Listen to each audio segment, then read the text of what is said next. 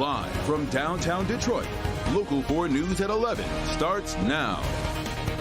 You're looking at Exact Track 40 radar, the 4-1 weather team tracking rain and thunderstorms moving into southeast Michigan.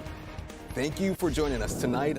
I'm Will Jones. And I'm Pamela Osborne. Let's get right over to forewarned meteorologist Ron Hilliard. He's got a closer look at the timing as well as the track of those storms headed our way. Ron? Pamela and Will, we are looking at those showers across the area right now. You see Exact Track 40 radar, just a few showers moving across the area. We see them in Genesee, Oakland, and Lapeer counties mainly at this point.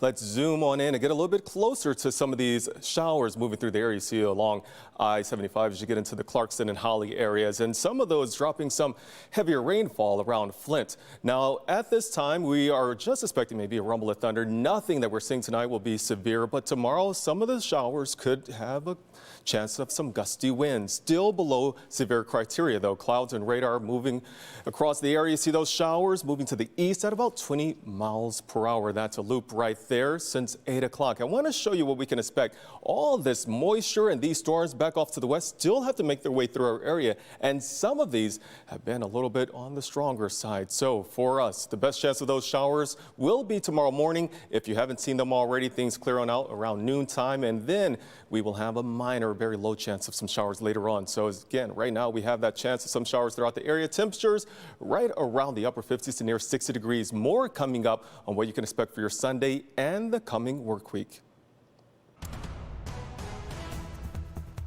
We're following breaking news from Texas. 8 people are dead after a shooting at a mall in suburban Dallas. The shooting happened this afternoon at the Allen Premium Outlets.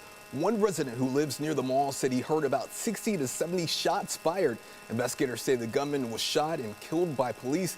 They believe he acted alone. 7 people are in the hospital tonight.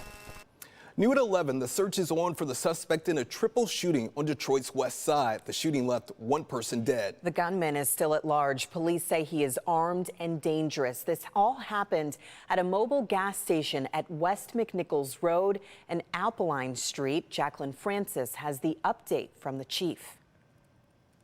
We're told the whole thing started over a $3 refund. The gunman was inside the gas station arguing with the cashier before he pulled out his weapon and shot 3 innocent bystanders. Detroit police want your help finding this man. He's accused of shooting 3 people, killing 1 at a gas station on McNichols around 3 Saturday morning.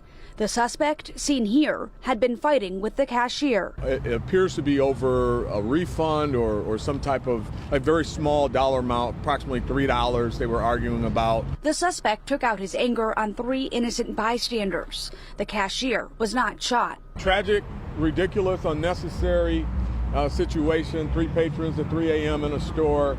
And something like this happens is just unacceptable. Police infiltrated the gas station looking for leads, releasing this photo of the suspect's vehicle along with his picture. They're asking for the community's help in tracking him down. He is considered armed and dangerous. We have units on the street looking for him as we speak. And we will relentlessly pursue him and get him off the streets before he harms anyone else. Meanwhile, the gas station has been shut down, unrelated to the shooting. The chief said they discovered the business was operating without a license. The main focus, finding this man.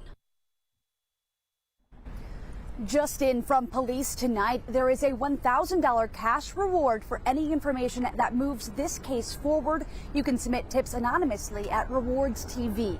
Reporting live in Detroit, Jacqueline Francis, Local 4. All right, Jacqueline, thank you.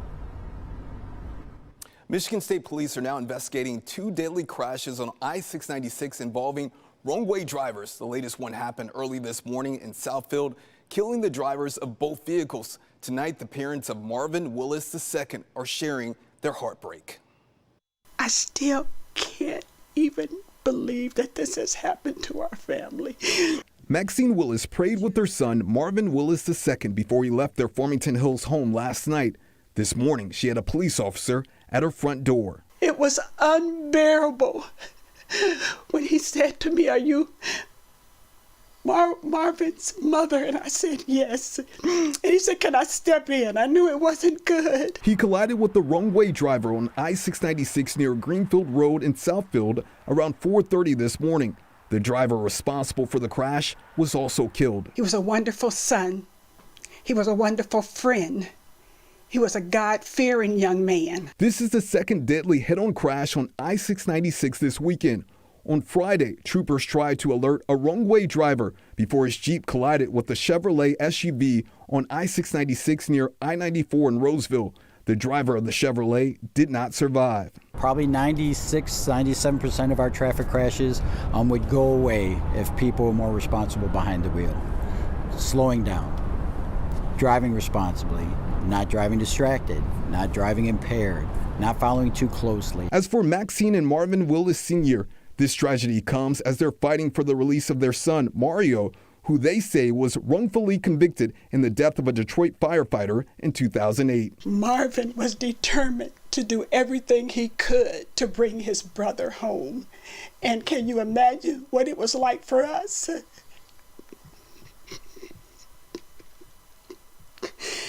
To break that news to his brother. It's not known yet if either of the wrong-way drivers in the I-696 crashes were impaired at the time, but state police say the majority of traffic accidents are preventable if people drove responsibly. A man and his family dog died in a house fire in Detroit, which police say was intentionally set. It happened last night on Detroit's east side on Fleming Street. That's near DeQuinder and McNichols.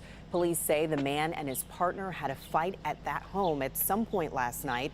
A 911 caller told police a man was inside of the house when the fire was intentionally set. No word on any possible charges. The man charged in the 1988 murder of a mother near Kalamazoo has died. Officers discovered 53-year-old Robert Walters dead in his jail cell. Waters was arrested earlier this week in South Carolina in connection to the death of Kathy Swartz.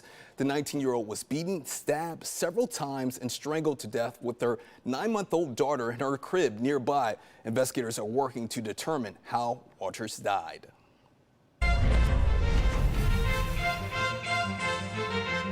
Well, pomp and pageantry on full display today in London. That's right. King Charles III was crowned alongside Queen Consort Camilla in Westminster Abbey. God save the King! God save the King! The historic coronation comes almost 8 months after Charles ascended to the throne following the death of his mother, Queen Elizabeth II, who reigned for 70 years. Some 2,300 guests attended today's coronation, including members of the royal family. First Lady Jill Biden is heading the U.S. delegation, one of the hundreds of foreign dignitaries marking this special occasion. A traffic alert if you have plans on traveling to Windsor or back home to Detroit tomorrow morning. The Detroit-Windsor Tunnel will be closed from 7 to 10 Sunday morning as first responders participate in an emergency response drill. Owners of the tunnel say the annual exercise is a critical part of keeping people safe. The tunnel will reopen to traffic immediately after the drill at 10.